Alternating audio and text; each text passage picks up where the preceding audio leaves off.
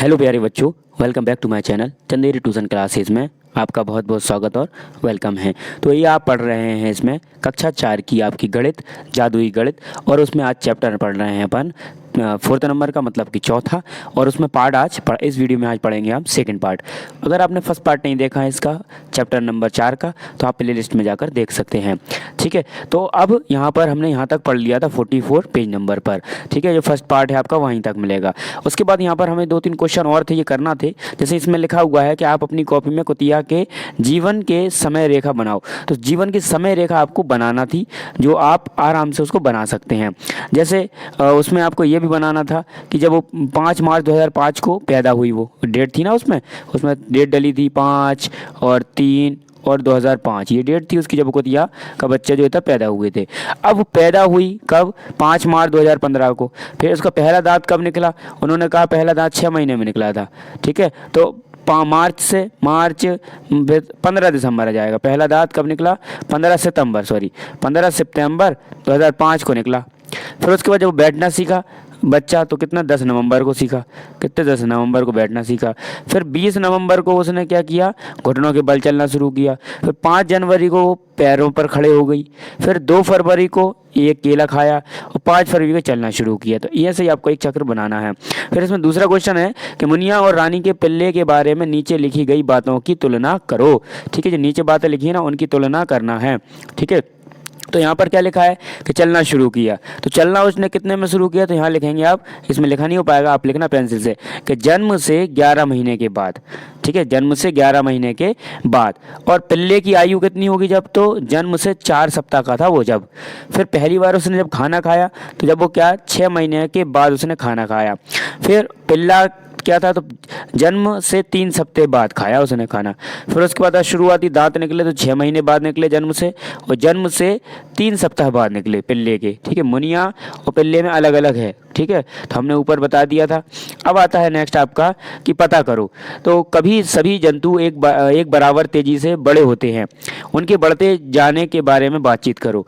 ठीक है, तो हर पक्षी होता है वो अपने हिसाब से बढ़ता है।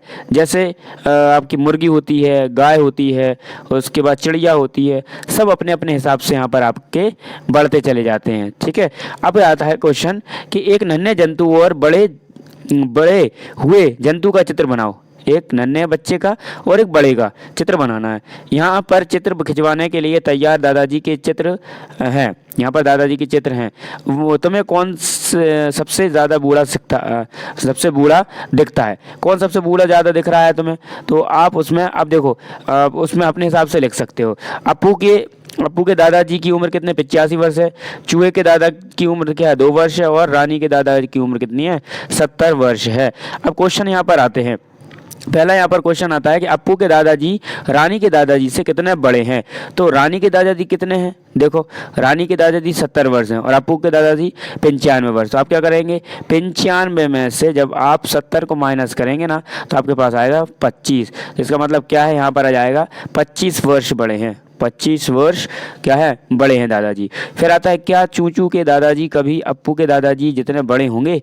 तो ये 2 वर्ष के हैं, तो कभी 95 वर्ष के हो पाएंगे कि नहीं? तो आप आंसर में लिखेंगे कि यहाँ पर आंसर में कि चूचू के दादाजी अप्पू के दादाजी जितने कभी बड़े नहीं होंगे, क्योंकि चूहा इतना बड़ा नहीं हो पाता 95 साल तक का। ठीक है, तो यहाँ पर लिख देंगे कि बड़े नहीं होंगे। ठीक है, नहीं होंगे। फिर आता है कि चूचू चूहे के दादाजी रानी के दादाजी से कितने छोटे हैं? तो अब रानी के दादाजी 70 वर्ष के हैं, तो 70 माइनस के 2 तो 68 आ जाएगा, 58।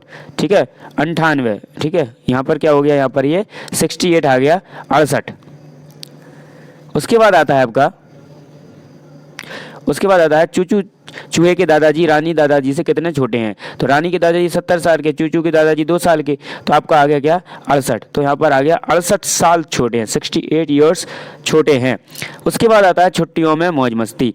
तो आतिफ की छुट्टियां शुरू हो गई और वह बहुत खुश है।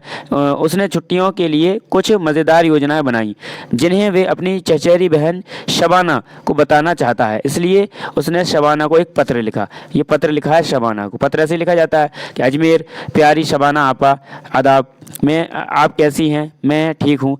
आपा, आज से मेरी छुट्टियां शुरू हो गई हैं। स्कूल अब 30/6/6 को खुलेंगे। मैं 5/5/6 को नानी के घर जा रहा हूँ। मैं 2020 मतलब कि मैं 20/5/2006 को वापस आऊँगा। आपके स्कूल कब बंद होंगे? आप यहाँ क्यों नहीं आ जाती? हम मिलकर खूब मौज करेंगे। खुदा हाफिज़, आतिफ। यहाँ पर ऐसे लिख दिया। अब शबाना को, जो नागपुर में रहती हैं, यह पत्र 6/5/2006 को मिला। उसने आतिफ को जवाब भेजा। जवाब भेजने में क्या है, यहाँ पर नागपुर हो गया। अब मेरे प्यारे आतिफ, सलाम। मैं यहाँ ठीक हूँ। मुझे कल तुम्हारा पत्र मिला। छुट्टियाँ मुबारक। मेरा स्कूल 1 जून 2006 को बंद होगा और 10 अगस्त को खुलेगा। मैं स्कूल ट्रिप पर गोवा जा रही हूँ और 7/6/2006 को वापस आऊँगी। उसके बाद मैं अजमेर आने की कोशिश करूँगी। अलविदा, शबाना। ठीक है, दोनों लेटर पढ़ लिए हमने। अब आतिफ ने अपना पत्र 1/5/2006 को लिखा। क्या तुम अब पत्र की तारीख पढ़ना जानते हो? पत्र की तारीख पढ़ना जानते हो? 1/5/2006 का मतलब हुआ 1 मई 2005। मतलब कि यहाँ पर जो 5 लिखा है ना, वो महीना बता रहा है आपको। जनवरी, फरवरी, मार्च। तो यहाँ पर क्या बता रहा है वो? मार्च बता रहा है। ठीक है, तो आपको ये भी याद करना पड़ेंगे। अब आता है यहाँ पर कि अब नीचे लिखी तिथियों बताओ। अब यहाँ पर नीचे तिथि लिखी है, देखो क्या लिखी है यहाँ पर आपकी कि 5 और 6 तो लिख दी, मतलब 5 महीना मई का हो गया। यहाँ पर 20 और यहाँ पर लिखा है 5 और 6, तो आप क्या लिखोगे? यहाँ पर लिख देना 20 मई। कितना? 20 मई 2006। फिर यहाँ पर मई के बाद क्या आता है? जून। तो आप छठा महीना आ गया तो जून आ जाएगा, तो यहाँ पर लिखना 7 जून 2006। ठीक है, 7 जून 2006। अब यहाँ पर एक आ गया, तो एक महीना कौन सा होता है? तो जनवरी का होता है। तो 1 जनवरी 2007। यहाँ पर आप ऐसे लिख देना। ठीक है, ऐसा लिखा हो जाएगा कि नहीं? ऊपर हो जाएगा लिखा। फिर आता है यहाँ पर आपका कि नीचे लिखी तिथियों को अंकों में लिखो। क्या इसमें लिखो? अब अंकों में लिखना है हमें इनको। तो यहाँ पर क्या लिखा है आपका कि 1 जून 2006 अंकों में लिखना है। तो एक, अब देखना अंकों में 1 और यहाँ पर लगाओ आप स्लैश, और जून मतलब कि 06 है ना, जून, और 2006। ठीक है, ये हो गया। फिर आपका आ गया 30 मई, तो आप लिखोगे 30, और मई कितने का होता है आपका? 5 का मई होता है, 2006। ठीक है, फिर यहाँ तीसरा वाला देखो, 10 अगस्त 2007। 10 अगस्त, तो 10 अगस्त कितना होता है आपका? तो 8वें महीने में होता है अगस्त 2007। तो ऐसे आपने अंक में लिख दिया उसको। ठीक है, उसके बाद आता है आपको पत्र को अजमेर से नागपुर पहुँचने में कितना समय लगा। देखो, पत्र को अजमेर से नागपुर पहुंचने में कितना समय लगा। तो ये देखो, जो अजमेर से नागपुर में गया था तो 6 तारीख को गया था, 1 तारीख को मिला उनको। ठीक है, तो कितना तारीख उनको लग गए? 6 - 1, तो उसको 5 दिन लग गए। कितने दिन लग गए? 5 दिन। तो आप लिख देंगे 5 दिन। तो यहाँ पर आंसर लिखेंगे, अतः पत्र को अजमेर से नागपुर पहुँचने में 5 दिन लगे। ठीक है, 5 दिन लग गए। अब आता है कि आतिफ अपनी नानी के घर कितने दिन रहेगा। नानी के घर आतिफ कितने दिन रहेगा? तो वो 20 तारीख को जाएगा और 5 को वापस आएगा, तो उसके 15 दिन लग जाएंगे। कितने दिन? 15 दिन। तो यहाँ पर लिख देना 15 दिन लगेंगे। नीचे लिखी तालिका को पूरा करो। शबाना की छुट्टियाँ से तारीख तक दिनों की संख्या। ठीक है, तो शबाना की छुट्टियाँ कहाँ से लग रही हैं? तो शबाना की छुट्टियाँ 5 मई से 15 जून तक लग रही हैं। तो यहाँ पर लिखना से कब तक? तो यहाँ लिखना 5 मई, 5 मई, और यहाँ लिखना 15 जून। अच्छे लिखना आप। ठीक है, और यहाँ पर कितना दिनों की हो जाएगी? ये टोटल 42 दिनों की। फिर आतिफ की छुट्टियाँ लग रही कब से? 10 मई से लेकर 15 जून तक लग रही। लग तो दोनों की रही हैं, इसकी आतिफ की 5 दिन बाद लगेंगी। तो यहाँ पर हो जाएंगी कितनी? टोटल 37। अब किसकी छुट्टियाँ ज़्यादा है, शबाना की या आतिफ की? तो छुट्टियाँ ज़्यादा किसकी हैं? तो शबाना की ज़्यादा हो रही छुट्टियाँ। तो आप क्या लिखेंगे कि शबाना की छुट्टियाँ ज़्यादा हो रही हैं। शबाना की छुट्टियाँ क्या हो रही हैं? ज़्यादा हो रही हैं। अब यहाँ तुम्हारे स्कूल में और कौन सी लंबी छुट्टियाँ होती हैं, उन सबकी तिथियाँ के बारे में लिखो। यहाँ पर लिखना है सबकी तिथियों के बारे में आपको। ठीक है, अब यहाँ पर पहले बता दिया था कि किसकी छुट्टियाँ ज़्यादा हो रही हैं, तो आतिफ की हो रही हैं ज़्यादा, शबाना की हो रही हैं। क्यों हो रही हैं? क्योंकि उसको 1 तारीख 6 महीने 2006 से छुट्टियाँ लगेंगी उसकी। कब तक? 30/6 और 2006 तक। तो 30 दिन की वो हो गई। फिर 1 तारीख से लगेंगे 7वें महीने, तो फिर 2006 तक लगेंगे 31 महीने, फिर 31 दिन हो गए। फिर उसका ट्रिप है 9 दिन का, तो ऐसे टोटल 70 दिन की छुट्टी हो जाएंगी उसकी। ऐसी आतिफ की 1 से 31 तक 5 महीने में लगेंगे, तो 31 दिन। फिर 1 से लगेंगे उसकी 29 तारीख तक 6 महीने में, तो 29 दिन। तो 31 और 29 हो गए उसके 60 दिन, उसके 70, 10 दिन का। शबाना की छुट्टियाँ ज़्यादा हैं। अब उसके बाद आता है हमारे पास कि तुम्हारे स्कूल में कौन कौन सी लंबी छुट्टियां हैं। ठीक है, तो कौन कौन सी लंबी छुट्टियां हैं हमारे स्कूल में, उनको लिखना है। तो से तक, है ना, और दिनों की संख्या दोनों लिखना है हमें। तो हम लिखेंगे गर्मियों की छुट्टियां 29 मई से, कब से पड़ती हैं, 29 मई से। अब जब आपकी पड़ती हो जब आप लिख लेना 4 जुलाई तक, कितनी जुलाई तक, 4 जुलाई तक। तो कितने दिन की छुट्टी हो गई, 37 दिन की, ठीक है। उसके बाद आता है यहाँ पर शरदकालीन छुट्टियाँ। शरदकालीन मतलब अभी आएंगी आपकी शरदकालीन, ठीक है। तो ये लगती हैं आपकी 19 अक्टूबर से, 19 अक्टूबर से लगती हैं आपकी 29 अक्टूबर तक, ठीक है, 29 अक्टूबर तक, 11 दिन की बचती हैं ये। फिर आता है आपकी सर्दियों की छुट्टियां, तो सर्दी की लगती हैं 25 तारीख से, 25 दिसंबर से, 25 दिसंबर से लेके कितनी जनवरी तक, 5 जनवरी तक, 5 जनवरी तक। तो ये 12 दिन की छुट्टियां लगती हैं। उसके बाद आता है वार्षिक परीक्षा के बाद की छुट्टियां, तो वार्षिक परीक्षा के बाद मार्च, 3 मार्च से लगती हैं आपकी 30 मार्च तक। तो ये टोटल हो जाती हैं आपकी 28 दिन। कितने दिन की हो जाती हैं, 28 दिन की। ऐसे आप इनको भर लेंगे। फिर उसके बाद आता है यहाँ पर आपका पता करो। पता करना है आपको अब क्या, कि 15 मई 2006 को चंद्रन मक्खन खरीदने एक दुकान पर गया, ठीक है। उसने मक्खन के पैकेट को अच्छी तरह जांचा परखा और देखा कि मक्खन खाने लायक है या नहीं। उस पैकेट पर लिखा था पैकिंग की तिथि से 180 दिनों के भीतर खा लिया जाए। तो फिर उसने पैकिंग की तिथि देखी, तो वह थी 15/1/2000 कितनी, 6 थी, 15/1/2006 थी। अब उसके बाद तो 15/1/2006 थी। तुम उसकी यहाँ पता लगाने में मदद करो कि उसे मक्खन खरीदना चाहिए या नहीं, ठीक है। तो यहाँ पर देखो, यहाँ पर उसने लिखा कि भीतर 180 दिनों के भीतर खाने जानी चाहिए। पैकिंग दी थी उसकी 15/01/2006, ठीक है। तो यहाँ 15 दिन, तो उसके 180 दिन, तो 180 दिन अगर लगाएंगे तो देखो एक महीने में 30 दिन होते हैं, ठीक है। और 2 महीने में 60 दिन, 3 महीने में आपके 90 दिन, 9 दूनी 18, मतलब कि 6 महीने, 6 महीने उसको 6 महीने में खा सकता है वो। तो अब उसे खरीदे या नहीं खरीदे, तो उसका आता है क्वेश्चन कि मक्खन को किस महीने में पैक किया गया था। तो उसने लिखा है कि उसमें पैकिंग की तिथि देखी, तो पैकिंग की 15 तारीख को पैकिंग किया गया था। कितनी तारीख को पैक किया गया था वो, 15 तारीख को उसको पैक किया गया था। 15 तारीख की उसमें डेट दिखा रहा है, तो 15 को भी पैक किया गया, उसके अलावा नहीं किया गया, ठीक है। कितने तारीख को किया गया, 15 तारीख को पैक किया गया। तो यहाँ लिख देना 15, 1 और 6।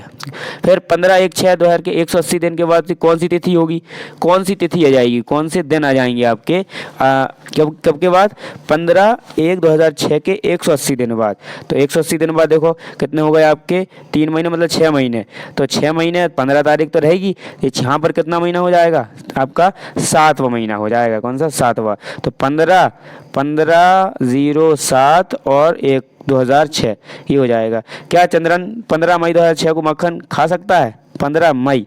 तो अब ये 7वां महीना आ गया आपका, तो 5वां होता है तो खा सकता है, तो हाँ खा सकता है, हाँ खा सकता है, क्योंकि 5वां महीना आ रहा है मई में, तो ये 7 तक चलेगा, ठीक है।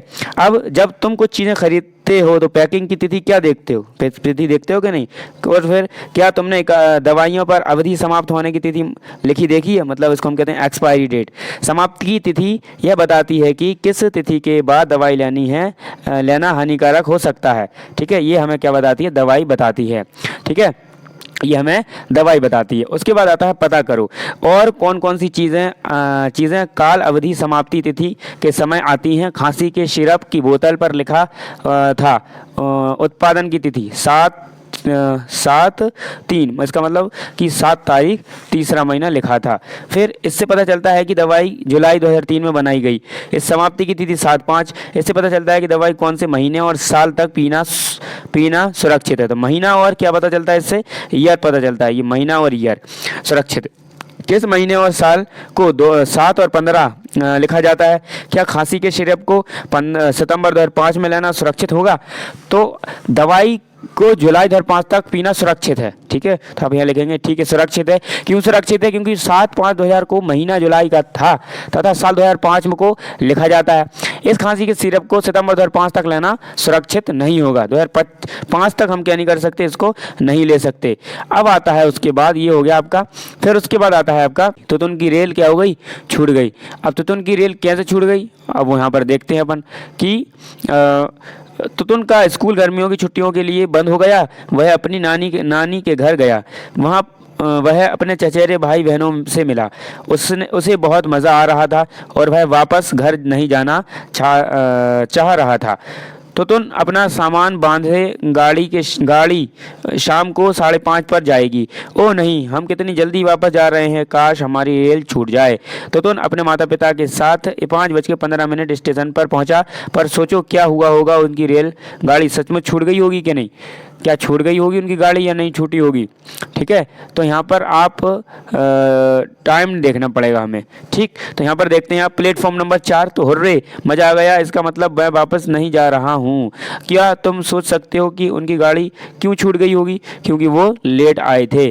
क्यों आए थे लेट? क्योंकि उनको जाना नहीं था, तो वो लेट आए थे।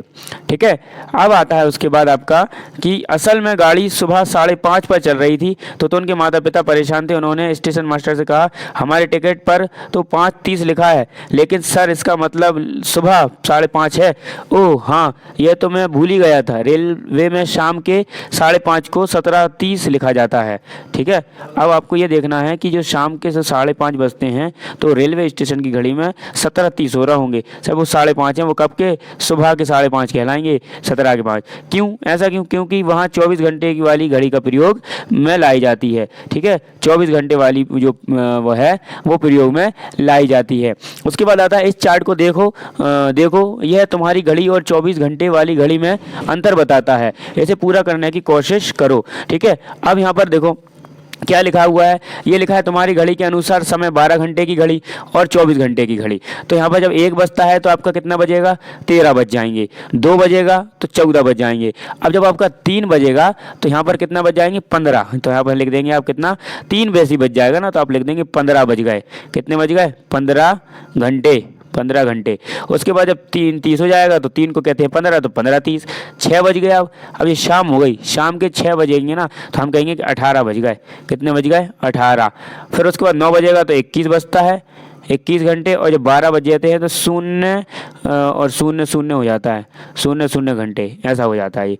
ठीक है, ये आपको याद रहेगा। क्या अब तुम बता सकते हो कि इसे 24 घंटे वाली घड़ी ही क्यों कहा जाता है?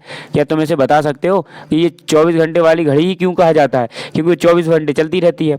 मान लो कि गाड़ी रात 8:30 पर छूटती है, तो रेलवे टिकट पर क्या समय लिखा होगा?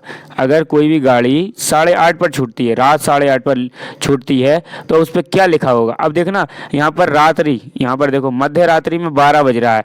12 बजे यहाँ पर जब हम आए थे ना, तो हमने 12 बजे मतलब कि 9 बज रहा था रात का, तो हमने 21 लिखा था।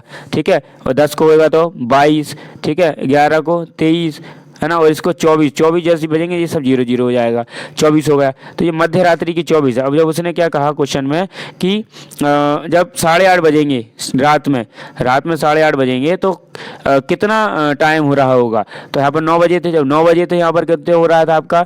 21 हो रहा था, 21। तो वहाँ पर कितना हो रहा होगा? 20:30 छूट जाएगी। तो यहाँ पर आ जाएगा 20, कितना आ जाएगा यहाँ पर? 20 और 30, ये आपका टाइम लिखा होगा। ठीक है, तो 12 घंटे वाली घड़ी में एक ही समय 2 बार आता है, जैसे 5:30 सुबह के और 5:30 AM शाम के, और 5:30 शाम के और 5:30 PM रात के। तो दोपहर 12 बजे कितना समय होगा? तो 12:30 बजे कितना समय होगा आपका? तो जैसे आपके कब के? दोपहर का। जब दोपहर का आपका टाइम होगा 12:30 का, तो आपका होगा यहाँ पर 12:30। कितना? यही रहेगा। कितना समय होगा दोपहर 12:30 बजे? कितना समय होगा? तो यही समय होगा। यह 12:30 बजे PM है। दोपहर 12 बजे से मध्य रात्रि तक हम PM कहते हैं। ये भी आपको इंपॉर्टेंट बात है, याद रखना है कि मध्य रात्रि तक इसको हम क्या कहते हैं? PM कहते हैं।